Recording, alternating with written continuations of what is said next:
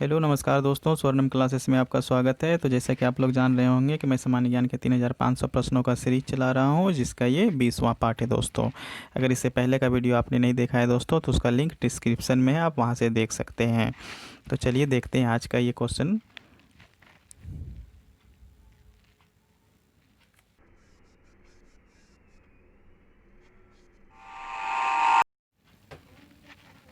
मानव में बैक्टीरिया के संक्रमण का सबसे आम इलाज क्या है? तो बताना है दोस्तों कि मानव में बैक्टीरिया के संक्रमण का सबसे आम इलाज क्या है, तो वह है एंटीबायोटिक्स।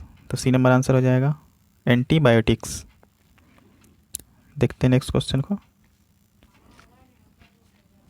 अवरक किस राज्य में बहुतायत में पाया जाता है? तो बताना है दोस्तों कि अवरक जो होता है ये किस राज्य में बहुत ज़्यादा मात्रा में पाया जाता है? तो ये बिहार राज्य में सबसे ज़्यादा पाया जाता है। तो सी नंबर आंसर हो जाएगा। देखते हैं नेक्स्ट क्वेश्चन को। किसी समकालीन चित्रकार ने महात्मा गांधी पर चित्रों की एक श्रृंखला बनाई थी। तो बताना है कि दोस्तों कि वो कौन थे? तो वो अतुल डोलिया। तो वो कौन थे? अतुल डोलिया। डी नंबर आंसर हो जाएगा। देखते हैं नेक्स्ट क्वेश्चन को।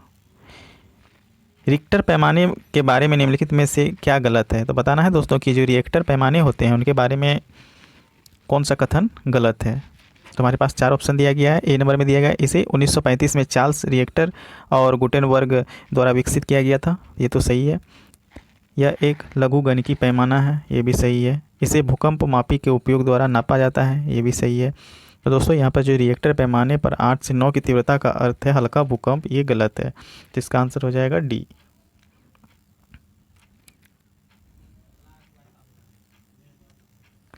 वयस्कों में सामान्य रूप से दिल की धड़कने की दर क्या होती है? तो बताना है दोस्तों कि जो एक वयस्क व्यक्ति होते हैं उनके सामान्य रूप से दिल की धड़कने की दर जो होती है वो क्या होती है? तो वो होती है 60 से 100 धड़कन पर मिनट। 60 से 100 के बीच होती है। तो याद रखिएगा। देखते हैं नेक्स्ट क्वेश्चन को। मकर संक्रांति कब मनाया जाता है? तो बताना है दोस्तों कि जो मकर संक्रांति है ये कब मनाया जाता है? तो ये 22 दिसंबर को मनाया जाता है। सी नंबर आंसर हो जाएगा। देखते हैं नेक्स्ट क्वेश्चन को। निम्नलिखित को पढ़ें और उस पर आधारित सवाल का जवाब दें। राज्य के नीति निर्देशक सिद्धांतों और मौलिक अधिकार भारत के संविधान के अनुभाग हैं। तो उसमें से पहले अनुभाग अपने नागरिकों के लिए राज्य के बुनियादी दायित्वों और राज्य के प्रति नागरिकों के न कर्तव्यों को निर्धारित करते हैं। उत्तरार्ध के अनुभागों में एक भारतीय नागरिक जिन मौलिक अधिकारों का हकदार है उसका समावेश है। तो दिए गए अनुच्छेद से कौन सा निष्कर्ष निकलता है? तो बताना है दोस्तों। तो मौलिक अधिकार मात्र एक हक है और लागू करने योग्य नहीं है। एक ये है, और दूसरा है निर्देशक सिद्धांत एक नागरिक के हक है और लागू करने योग्य है। और तीसरा है निर्देशक सिद्धांत दायित्व है जो कि राज्य के पूरा करने से संबंधित है। तो यही हो जाएगा दोस्तों सी नंबर। निर्देशक सिद्धांत दायित्व है जो कि राज्य के पूरा करने से संबंधित है। तो सी नंबर आंसर हो जाएगा। देखते हैं नेक्स्ट क्वेश्चन को।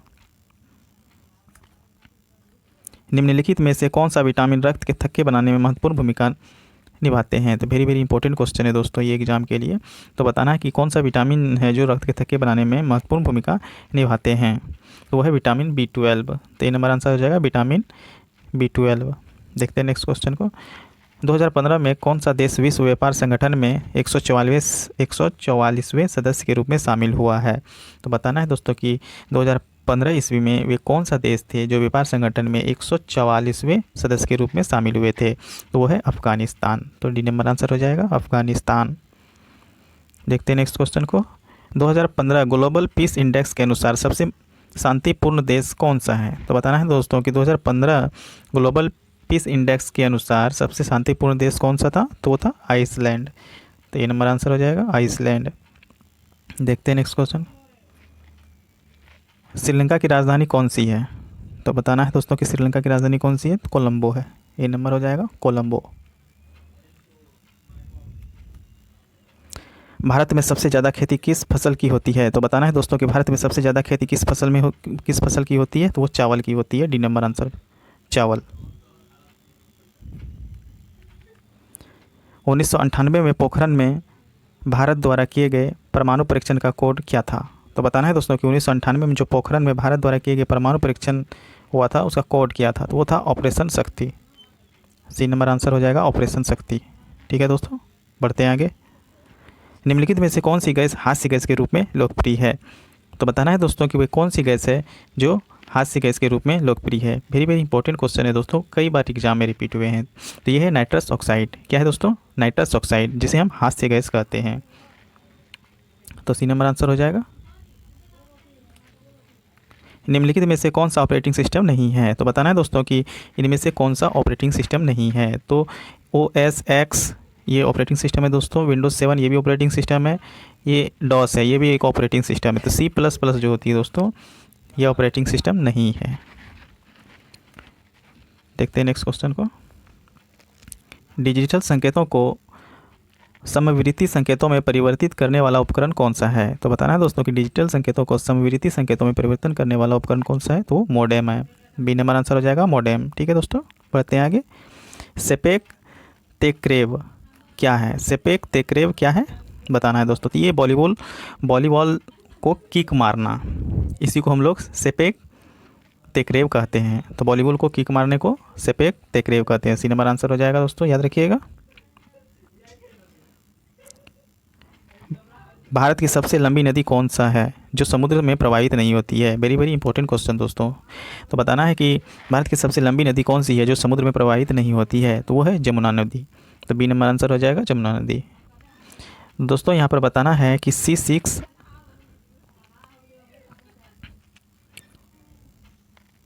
यहाँ पे बताना है दोस्तों कि C6H6 ये क्या है? तो दोस्तों ये बेंजीन है। सी नंबर आंसर हो जाएगा बेंजीन। ठीक है दोस्तों, बढ़ते हैं आगे। भूटान की राजभाषा कौन सी है? तो बताना है दोस्तों कि भूटान की राजभाषा कौन सी है? तो जोंग खा है, जोंग खा है। सी नंबर आंसर हो जाएगा जोंग खा। ठीक है दोस्तों, आगे बढ़ते हैं। प्रचुर मात्रा में उपलब्ध ज्वलनशील प्राकृतिक गैस कौन सी है? तो बताना है दोस्तों कि प्रचुर मात्रा में उपलब्ध ज्वलनशील प्राकृतिक गैस कौन सी है? तो वो मीथेन है। ठीक है दोस्तों, बी नंबर आंसर हो जाएगा। बढ़ते हैं आगे। 1999 में पाकिस्तान के प्रधानमंत्री कौन थे जिन्हें जनरल परवेज मुशर्रफ के नेतृत्व में एक सैन्य तख्ता पलट से परास्त किया गया था? तो बताना है दोस्तों कि सन 1999 में पाकिस्तान के प्रधानमंत्री कौन थे जिन्हें जनरल परवेज मुशर्रफ के नेतृत्व में एक सैन्य तख्ता पलट से परास्त किया गया था? तो वो थे नवाज शरीफ जी। तो सी नंबर आंसर हो जाएगा नवाज शरीफ। ठीक है दोस्तों, आगे बढ़ते हैं। वेरी वेरी इंपॉर्टेंट क्वेश्चन है दोस्तों, इसे ध्यान से देखिएगा। 2.5 दिन का झोपड़ा ये मस्जिद कहाँ पर स्थित है? तो बताना है दोस्तों कि जो 2.5 दिन का झोपड़ा है ये कहाँ है? तो ये अजमेर में है। तो बी नंबर आंसर हो जाएगा अजमेर। ठीक है दोस्तों, आगे बढ़ते हैं। निम्नलिखित को पढ़ें और उस पर आधारित सवाल का जवाब दें। प्रोटीन ऊर्जा चयापचय जीन के विकास और रखरखाव के लिए शरीर द्वारा इस्तेमाल किया जाता है। तो दैनिक कैलोरी की मात्रा का 30 से 35% प्रोटीन होना चाहिए। तो वे शरीर की सभी कोशिकाओं में पाए जाते हैं। बाल और नाखून एक प्रकार के प्रोटीन जिसे कैरालिन कहा जाता है, उनमें सल्फर बॉन्ड होते हैं। घुंघराले बालों में अधिक सल्फर बॉन्ड होते हैं। प्रोटीन का बहुत ज़्यादा सेवन कभी कभी शरीर का वजन बढ़ा सकता है। तो प्रोटीन जो है वो अपने किसी भी कार्य के लिए शरीर द्वारा इस्तेमाल नहीं किया जाता है, ये नहीं होगा। पर्याप्त मात्रा में शरीर के लिए आवश्यक है। तो दोस्तों ये जो प्रोटीन जो होती है ये शरीर में पर्याप्त मात्रा में आवश्यक है। तो बी नंबर आंसर हो जाएगा। भारतीय होली किसे कहते हैं, कैसे मनाते हैं? तो बताना है दोस्तों कि भारत में जो होली है वो कैसे मनाते हैं। तो ए नंबर में एक दूसरे को मजाक बनाकर, ये गलत है। एक दूसरे को रंग और पानी फेंक कर, तो ये सही है।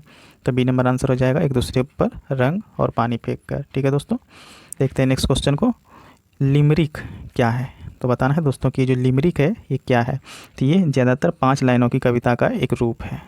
तो बी नंबर आंसर हो जाएगा ज़्यादातर 5 लाइनों की कविता का एक रूप। ठीक है दोस्तों, आगे बढ़ते हैं। भारत में मीठे पानी की सबसे बड़ी झील निम्नलिखित में से कौन सी है? यहाँ पे झील होगा दोस्तों। तो भारत में मीठे पानी की सबसे बड़ी झील कौन सी है? तो वो उलर झील है दोस्तों। डी नंबर आंसर हो जाएगा उलर झील। ठीक है, आगे बढ़ते हैं। 1896 में आयोजित पहले आधुनिक ग्रीष्मकालीन ओलंपिक खेलों की मेज़बानी किस शहर ने की थी? तो बताना है दोस्तों कि सन 1896 में आयोजित पहले आधुनिक ग्रीष्मकालीन ओलंपिक खेलों की मेज़बानी जो है किस शहर ने की थी? तो की थी एथेंस ने। तो ए नंबर आंसर हो जाएगा एथेंस। ठीक है दोस्तों, आगे बढ़ते हैं। हाइड्रोजन, हीलियम और अन्य आयनित गैसों के तारे के बीच धूल के बादल को क्या कहा जाता है? तो बताना है दोस्तों कि हाइड्रोजन, हीलियम और अन्य आयनित गैसों के तारे के बीच धूल के बादल को क्या कहा जाता है? तो कहा जाता है नेब्यूला। सी नंबर आंसर हो जाएगा नेबुला। ठीक है दोस्तों, आगे बढ़ते हैं। ऊँटों का प्रसिद्ध व्यापार किस वार्षिक मेले का हिस्सा है? तो बताना है दोस्तों कि ऊँटों का प्रसिद्ध व्यापार किस वार्षिक मेले का हिस्सा है? तो ये पुष्कर मेले का हिस्सा है। तो डी नंबर आंसर हो जाएगा दोस्तों, पुष्कर मेला। तो दोस्तों आज के लिए बस इतना ही। आज का सेशन आपको कैसा लगा प्लीज़ कमेंट करके बताइएगा। अगर अच्छा लगे तो प्लीज़ लाइक कीजिएगा दोस्तों, और मेरे चैनल को सब्सक्राइब भी कीजिएगा। तो आज के लिए बस इतना ही दोस्तों। थैंक यू, धन्यवाद।